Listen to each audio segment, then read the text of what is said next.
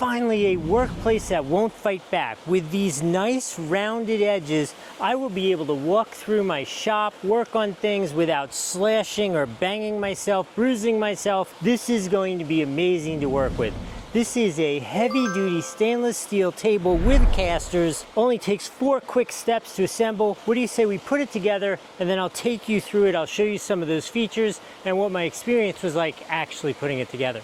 Okay, she is done, still upside down. Look how shiny that stainless steel is. A couple things I wanted to show you before I flipped it over. I always loosen it before I flip it over, just makes life easier for me.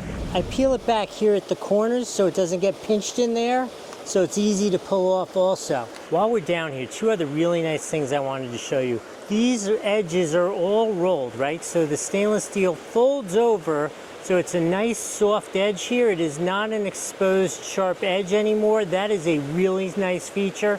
There are also additional adjustments. If you wanted the shelf to be lower, you could do that. These casters are really nice. Look, it's a nice rubber caster, right? Which is cool. Obviously that's designed for you to step on, but nonetheless, it's got a built-in brake, nice rubber caster, obviously swivels around. What do you say we flip it over, see what the finished thing looks like? All right, what do you say we pull this coating off, see what this thing looks like? There we go. Wow, is this thing beautiful. All right, this is a beautiful table. Obviously is on casters, rolls nice and easy. There are brakes on 2 casters, so it won't roll if you don't want it to roll. It is 48 inches wide, 24 inches deep. Stainless steel, great construction. A couple things that people ask fairly regularly. Number 1, how do you clean it, keep it clean? So I find for me the key is no glass cleaner, anything like that. Some basic dish soap or some stainless steel cleaner, and you wipe it in the grain that matches the metal.